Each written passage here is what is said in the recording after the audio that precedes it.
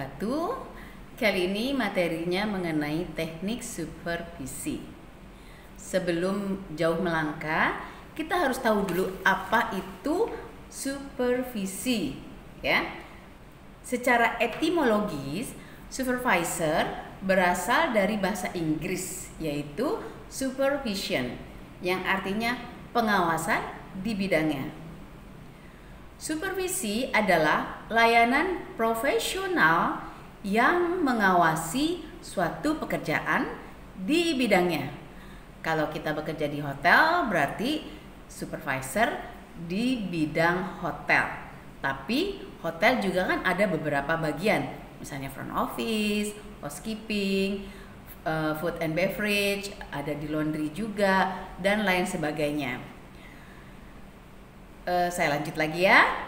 Jadi supervisi ini layanan profesional yang menguasai suatu pekerjaan di bidangnya dalam meningkatkan kemampuan anak buahnya dalam rangka meningkatkan pencapaian tujuan perusahaan itu. Peranan supervisor ada 3. Pertama, mengkoordinasikan kegiatan. Kedua, menjaga hubungan kerja yang efektif. Ketiga, berikan umpan balik.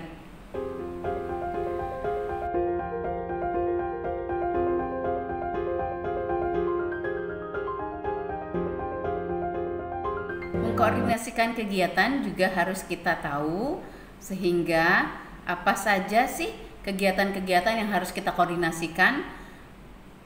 Jadi tujuan perusahaan itu dapat dilakukan dengan baik, ya. Mengkoordinasikan kegiatan. A. Tujuan rencana kegiatan. Apa yang ingin dicapai? Bagaimana hal tersebut dapat dicapai? Siapa yang bertanggung jawab dalam kegiatan tersebut? Kemudian, waktu yang berlaku pada saat akan mencapai rencana kegiatan tersebut.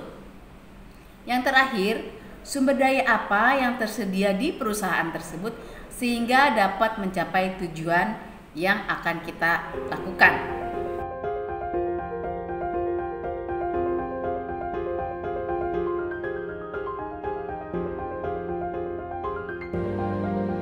Sekarang kita bahas satu persatu mengenai tujuan rencana kegiatan tadi, ya.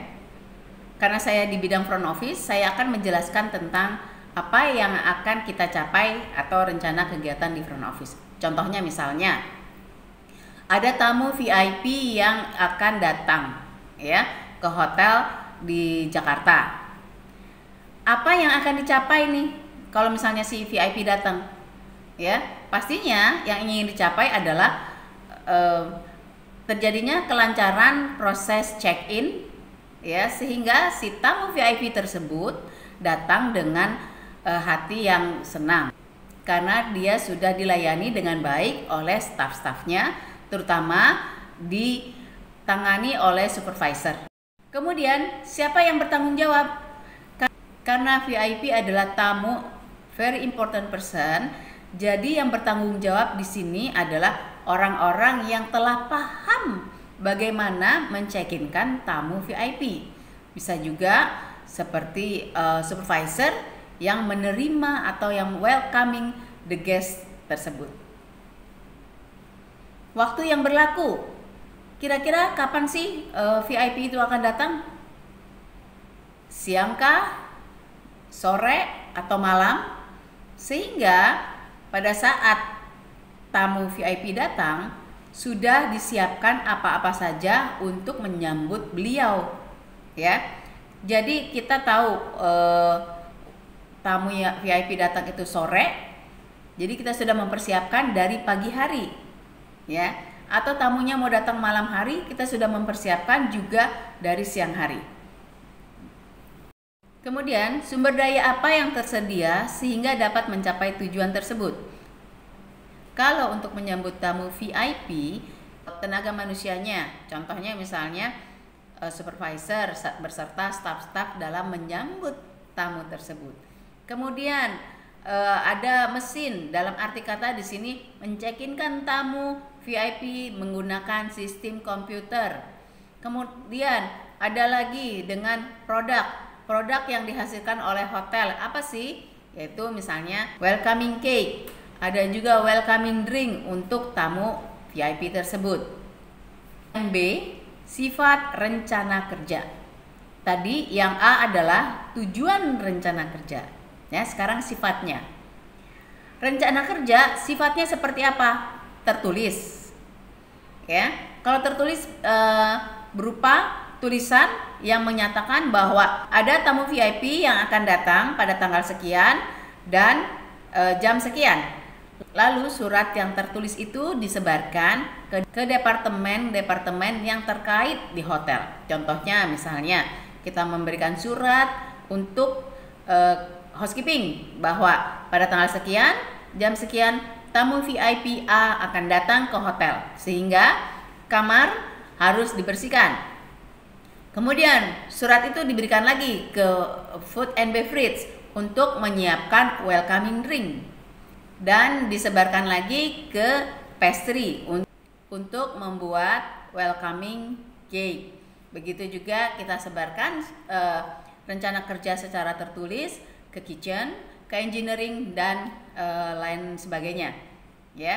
Hal lainnya yaitu rencana kerja verbal.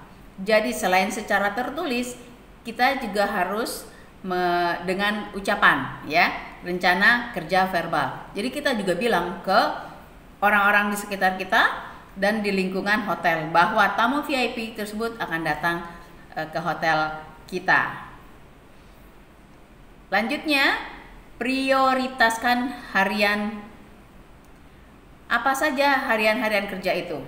Ya, kalau di front office kan harian kerjanya itu adalah men-check-in-kan, men-check-out-kan tamu, menerima keluhan tamu.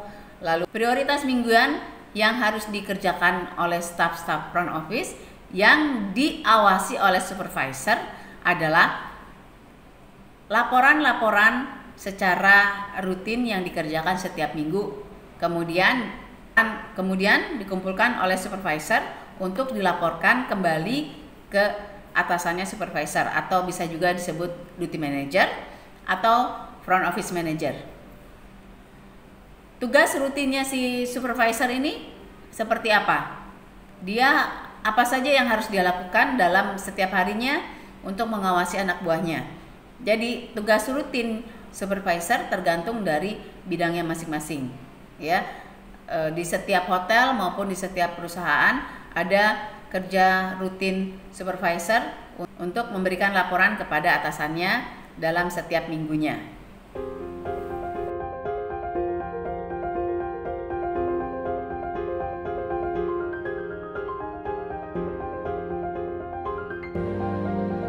Baiklah anak-anakku, terima kasih telah melihat video ini sampai tuntas. Kita akan lanjutkan untuk materi-materi berikutnya. Jadi jangan lupa view sampai tuntas, like, subscribe yang belum, komen yang positif, dan sampai ketemu lagi.